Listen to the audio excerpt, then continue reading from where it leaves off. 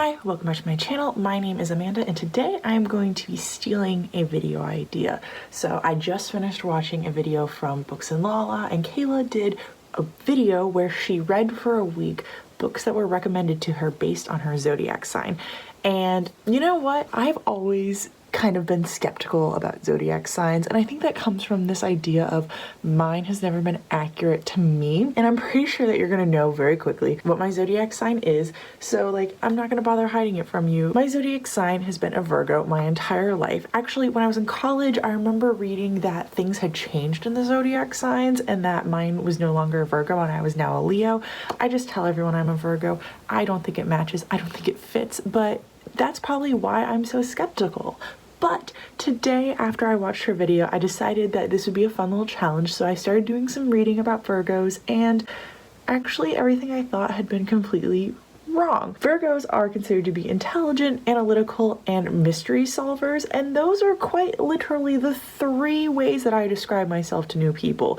That, and I don't really like talking to people, so I'm not meeting new people that often. So once I read that, I kind of got really excited about trying to find some books for me to read. So I sat down and I searched for a little bit. I don't have any of that process saved because that would just take forever for me to include in this video, but I did manage to find 8 books that were recommended to Virgo readers. Now, out of those 8, as of right now, I can either get my hands on or I have currently 7 of them. First, I would like to say I'm not sure that it's going to be super successful for me.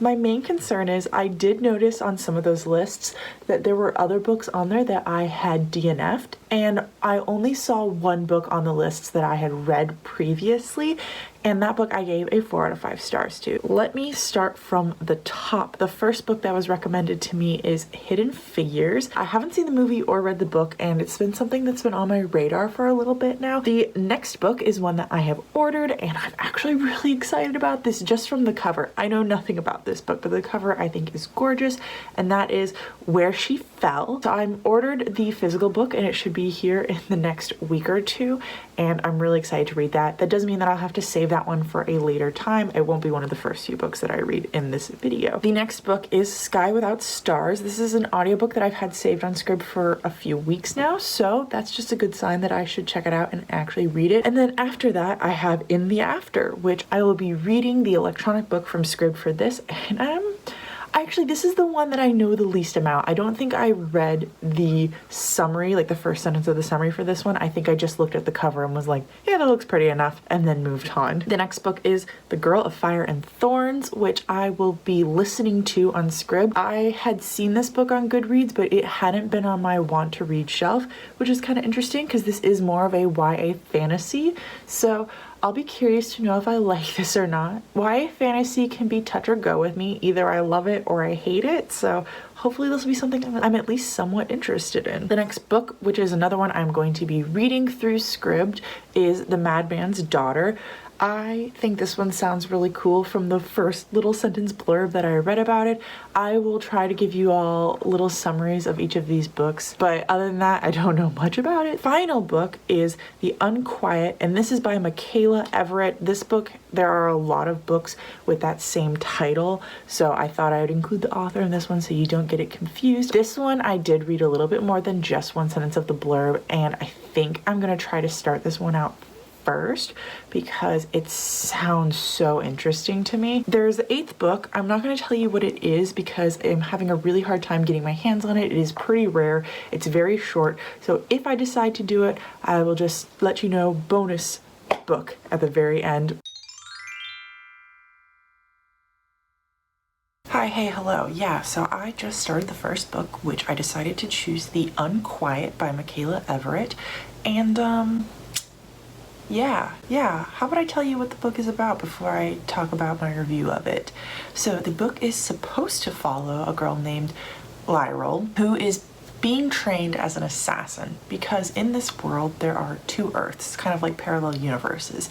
And if someone from one Earth crosses over to the other one, they will disappear or something like that. It's very, very confusing. Basically, people from the second Earth are disappearing, and that is where our main character is from, and she's being trained as an assassin to go back to the first Earth to kill her duplicate and take her place and live her life there. Now, I only read 2 chapters of this. It was supposed to be reminiscent of Orphan Black, Fringe, Never Let Me Go, which are all things I have enjoyed. But this story was not. The story was very confusing and it was not well written. First off, it started off with something that I absolutely cannot stand in books, which is when they start out in a main character's childhood, but like chunks of the childhood. So you get like a paragraph of when they're 8 and then a paragraph of when they're 10, and it's kind of like a fast forwarded version of a character's childhood. And the reason why I don't like this, and something that this book specifically did, was you get a lot of tell and not a lot of show. Like they tell you, oh, this person was trained to be an assassin, this person learned how to use a gun, this person blah blah blah blah blah blah blah. And I can't stand that. After 2 chapters of that, I decided to DNF the book because that's when the sample ran out and I couldn't read anymore without purchasing the work, and I wasn't enjoying it, I wasn't invested. I read reviews online and basically it sounded like the book wasn't going to get any better. Oops. Hey there, I'm going to try to talk to you guys outside and hope that the wind doesn't disrupt the volume. So I just got to 30% through with The Madman's Daughter. This book follows Juliet, who goes by Etta. No, that was a different book I just read. Okay, so The Madman's Daughter also has the main character named Juliet. I just read 2 books with the main character named Juliet, so that's a little bit confusing. This is a historical fiction taking place in like 1800s England, and where I'm at right now, it is moving to an island that they haven't named, so I don't totally know where it is, but let's just say there are some people on the island, but they are not Englanders. They are natives to the island. I don't know much about the island yet. Juliet's father, a few years ago when she was a child, committed some type of horrible thing. He was a scientist and he was sacked, banned, told never to return to London. And so her and her mother were trying to make it on the streets. Her mother died. Now Juliet's trying to live on her own, but her family is disgraced, and she runs into a servant boy from their house back when they used to be rich, and he informs her that her father is still alive, living on this island, and basically some things happen and she is like, yo, let me return to the island with you. He says no, but eventually he says yes, and Juliet and him travel to this island. On the way to the island, they run across a stowaway, not a castaway, and he seems to know Juliet, but we don't know how or why or anything like that. Let me talk to you about this book because I have officially DNF'd it. Oh, another one. The whole point of this reading challenge was to see if I would like books for Virgo, so I don't feel bad DNFing them. My like of the book started where it was like, not so great. I thought about DNFing it the first few chapters, and then it grew. I was more interested, especially because Juliet was into some weird science stuff. And so that was kind of interesting to read about.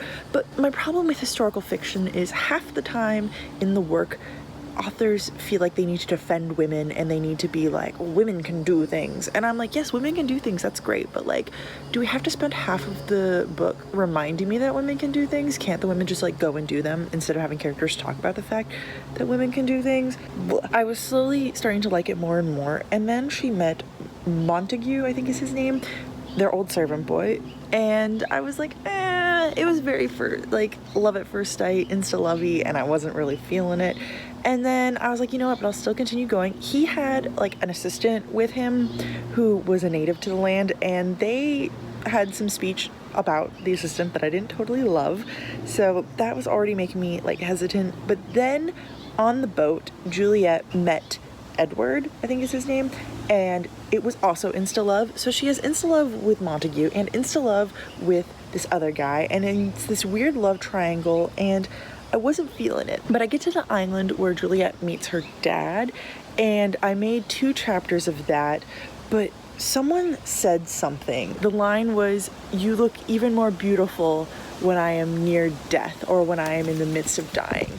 Basically, like, Edward's life was at stake, and all he could think about was how beautiful Juliet looked as she was standing there watching him die. I quit, unfortunately. So I finished The Girl of Fire and Thorns, and yeah, I didn't love it. I didn't hate it. It was just absolutely okay in every single sense of the word. It started out and I felt like it was like a solid 3.5, and then like around the 50% part I was like, ooh, it's kind of like a 3, and then like the 60% part on I was like, this is a 2. Like, this is a book that I'm going to easily forget about, not remember anything that is going on in the story, and not be able to recall even the character's name in a few weeks. So that was unfortunate. The book follows a girl named Elisa, I think, and she has this thing called the Godstone in her belly button, and it's like she was born with this gem in her belly button, and it doesn't like give her any powers or anything. It's just like a sign to the people that she is the chosen one. And then she is married off to another kingdom. That's kind of how the book starts, is she's married off to another kingdom. And the interesting thing, the only thing that the book had going for it was the main character is dark-skinned and fat, and she is very accepting. She grows to be accepting of herself. Although I definitely had problems because by the end, of course, she does lose a lot more weight and become more accepting of herself. And I wish that they could have shown that in a slightly different light, because she has a lot of hate for skinnier girls. And then when she becomes skinnier, she is like obsessed with how she looks. And that wasn't great. But I think maybe I read too much into it, but also at another angle, I don't think I did at all. She's married off to this land, and she basically is sent there to be a queen, but the king of that land, her husband, doesn't want to acknowledge to his people yet that she is the bearer of the Godstone and that she is his wife. So you're kind of learning about why that is and what's going on, and of course there's a war and fantasy stuff happens. All I can say again is it was just absolutely okay. Really quickly though, before I move on to the next book, I would like to say that I did read these books in ascending order. So that means that I started with the lowest rated one, and I am slowly working my way up to higher and higher rated books. So it kind of makes sense that I'm having these low opinions at the beginning, and maybe by the end of the video, my opinions will change. Hi, hey, hello. You thought I was going to be gone? Joke's on you. I'm actually going to talk about Hidden Figures really quickly. So I decided not to read Hidden Figures. After the beginning parts of this video were going so poorly, I didn't think it was going to be successful for me to start reading a book in a genre that I really cannot stand. Historical fiction just isn't my thing. I think that I wouldn't have hated the book, but I think it would have been slow going, and I don't think it would have been worth it for me to read, and I don't think I would have enjoyed my experience, and the last thing I want to do right now is put myself into a reading slump. So I'm not DNFing it. I haven't even started it. I'm just declaring right now that I am not going to be reading it. And the other book, because there were 8 on this list and one I didn't mention to you guys, that one is also getting nixed because I cannot get my hands on a copy of it for a reasonable price. Which means there are only 3 books left in this video, which is really exciting.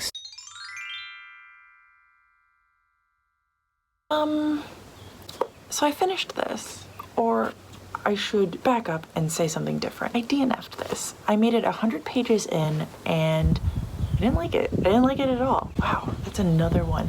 I decided to skip ahead to this book because I was reading from the lowest rated book on my TBR to the highest rated book on my TBR, and this was the highest rated one, and I thought because the last ones hadn't been doing well, I would skip to this one that I thought I would really enjoy, but I didn't, not at all, and I DNF'd it because if I had continued reading, I would have just hated it even worse. What was the point of continuing on? So we're following a girl named Eliza, and she is exploring a swamp with some of her friends, which she knows they shouldn't do because they're sinkholes, and she falls into a sinkhole and lands in a cave system where she finds like a society of people living who can't find a way out, aren't bothering to find a way out because they've never been able to find a way out and are kind of stuck down there.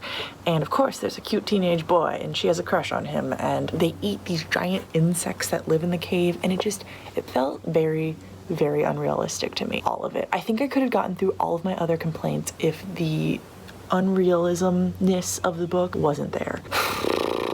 This read very much like an early 2000s book. The main girl does have anxiety and she talks about it constantly, but instead of talking about her anxiety, she always just says, I have anxiety, or I'm feeling anxious. And so she is constantly telling me that she has anxiety, but I'm not seeing a lot of the symptoms. And maybe later in the book it gets more believable, but it was so unbelievable at the beginning. When she's going through shock and like adrenaline rushes, even those parts weren't believable. Like, I felt like the author, Catherine Ward, doesn't fully understand shock because she just didn't write it in an interesting or believable way. I keep saying the word believable. I need to stop that. Other than that, yeah, the main character is a not pretty but not ugly girl who like isn't understood by her friends and like is called a nerd, but no one really understands her, and she just wants to go to college, but she's the only one who can save them from this cave. And I just decided that I had no interest in continuing on with this book. I did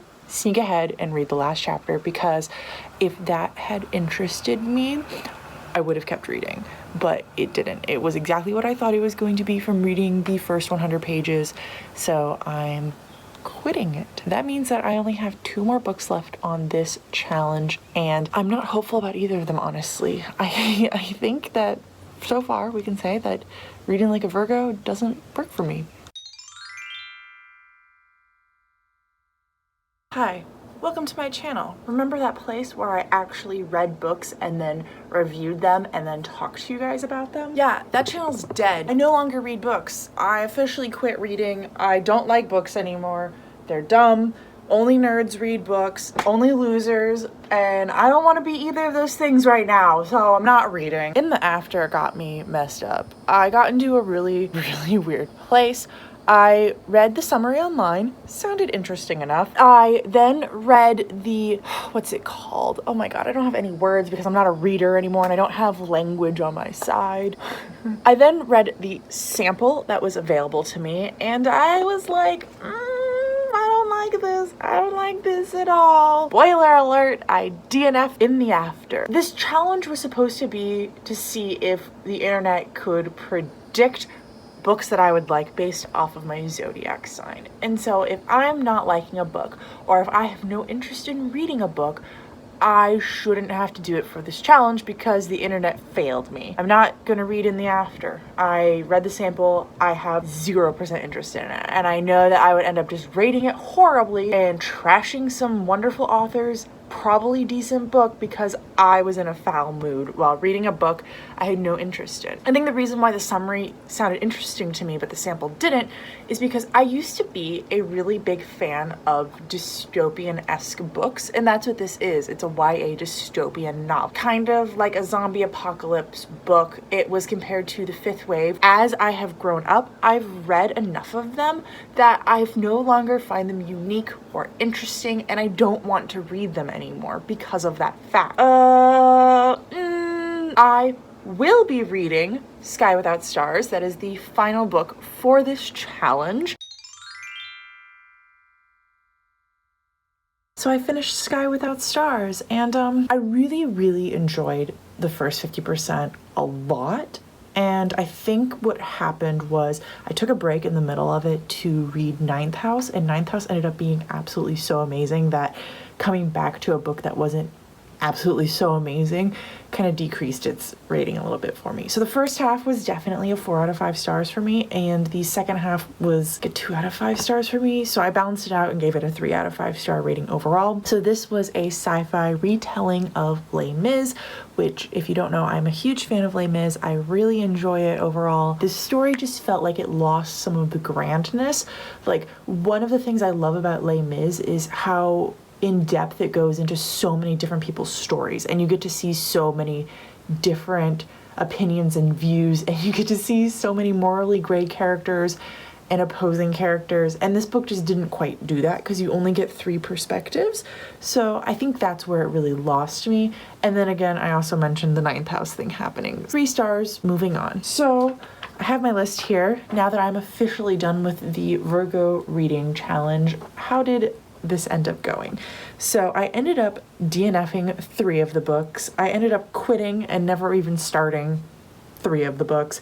I ended up finishing 2 of the books and rating both of them 3 stars. So I would say from this, either I'm not a Virgo, the people who made this list did a bad job guessing what Virgos would like, or more likely it is impossible for you to guess the type of book someone would like based off of the month they are born, because none of these books were anything similar to something I would pick up nowadays thinking that it would be something absolutely amazing or fantastic.